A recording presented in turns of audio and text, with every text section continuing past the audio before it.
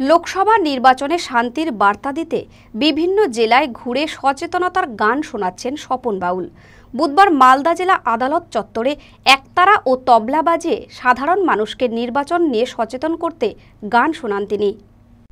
বিগত দিনে বিভিন্ন নির্বাচনে খুন, হানাহানি, বোমাবাজি, ভোট বাক্স লুটসহ বিভিন্ন অভিযোগে উত্তাল হয়েছিল বিভিন্ন নির্বাচন কেন্দ্র। সোশ্যাল মিডিয়া ও টিভির পর্দায় সেই খবর দেখে বিচলিত হয়েছিলেন স্বপন দত্ত বাউল। এরপর হাতে একতারা নিয়ে বর্ধমান থেকে বিভিন্ন জেলা ঘুরে বুধবার তিনি পৌঁছান মালদা জেলায়।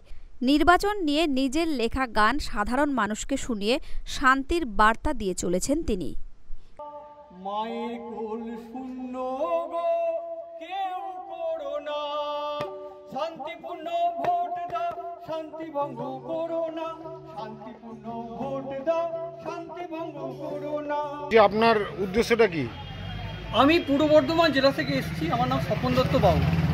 2024 লোকসভা ভোট ডিক্লেয়ার হয়ে যাওয়ার সঙ্গে সঙ্গে আমি পথে বেরিয়ে পড়েছি নিঃস্বার্থ বিনা পারিশ্রমিকে শান্তিপূর্ণ ভোটের লক্ষ্যে। কারণ আমি জানতাম বিগত সমস্ত বছরগুলিতে ভোটে আমি ঘুরেছি বাউল গানে শান্তির বার্তা দিতে, কিন্তু শান্তিভঙ্গ দেখেছি।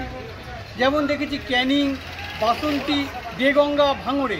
তাই আমি শান্তির বার্তা দেওয়ার জন্য আগাম পথে নেমেছি যাতে শান্তিভঙ্গ না হয়।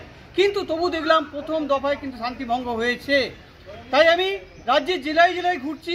আমি দার্জিলিং, শিলিগুড়ি করে এসে আজ মালদায় এসেছি। আমি বলতে চাইছি, আপনারা নিজের ভোট নিজে দিন, কেউ ভোট নষ্ট করবেন না, নির্ভয়ে ভোট দিন, কেউ ভোটদানে পিছিয়ে যাবেন না। শান্তিপূর্ণ ভোট হোক, কেউ শান্তি ভঙ্গ করবেন না।